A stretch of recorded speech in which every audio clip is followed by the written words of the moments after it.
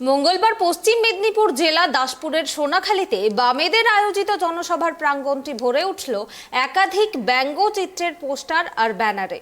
এদিন এই সভা থেকে কেন্দ্র আর রাজ্য সরকারকে একাধিক ইস্যুতে তীব্র কটাক্ষ করলেন মোহাম্মদ সেলিম। প্রায় ৮ বছর পর পশ্চিম মেদিনীপুরের মাটিতে দাঁড়িয়ে সেলিমের বক্তব্য শুনতে জনজোয়ার। নজর কাড়ল ব্যঙ্গচিত্র।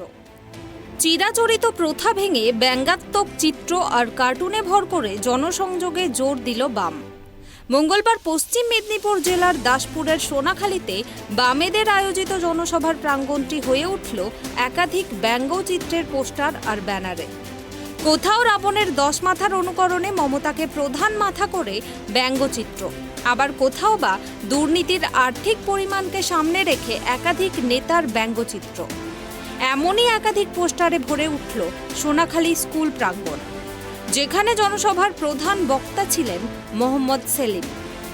একই রকম পরিবর্তন দেখা গেল বাম জনসভায় নেতাদের বক্তৃতার মধ্যেও।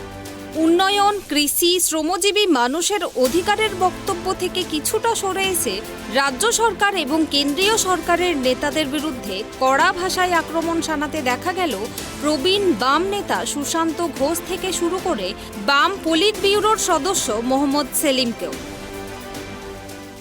হোক শুভেন্দু আর মমতার মধ্যে তো এটা বৈঠক হচ্ছে যে তুই একটা গিয়ে মামলা ঠুকে দে, পঞ্চায়েত রাজে পেঁচিয়ে যায়, কারণ এখন ভয় পেয়ে গিয়েছে বিজেপি। তোমাদের দাসপুরে যখন সমিতি নির্বাচনে দেখলে না, এত বিজেপি এত হয়েছে, কোথায় বিজেপি? একটা গ্যাস বেলুনের মতো নির্বাচনের আগে ফোলানো হয়েছিল। নাড্ডাকে বলা হয়েছিল বাংলার জামাই, ভোট হয়ে গেলে জামাইও শেষ। এখন আর নাড্ডা আসছে, তো লোক যাচ্ছে না দেখতে। এগুলো মিডিয়া ক্রিয়েটেড একটা হয়েছিল।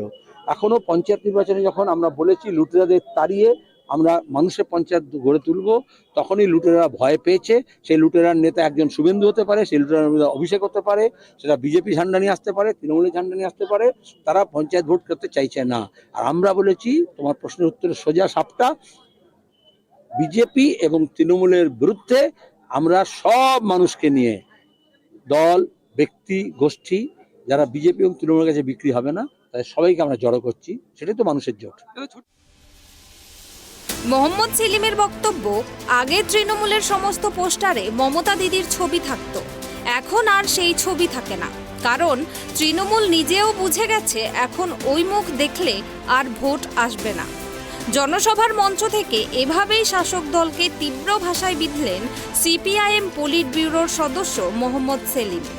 গরু পাচার ইস্যুতেও কেন্দ্র এবং রাজ্য দুই সরকারকেই আক্রমণের মুখে ফেলেন এই প্রবীণ নেতা। এদিন সেলিম বলেন, বিএসএফ আর রাজ্য পুলিশ একহাতটা না হলে কখনো গরু পাচার সফল হয় না। আসলে তলে তলে সব এক। আগামী পঞ্চায়েত নির্বাচনের আগে তাহলে কি এবার লাল শিবিরের প্রচার এবং জনসভার পদ্ধতিটাই আমূল পাল্টে ফেলতে চাইছে? চিরাচরিত মেদ ঝরিয়ে নবরূপে সামনে আসতে চাইছে আলিমুদ্দিন? এরকমটাই প্রশ্ন রাজনীতির একাংশের। পশ্চিম মেদিনীপুর থেকে শুভ চক্রবর্তীর রিপোর্ট, ট্রাইব টিভি।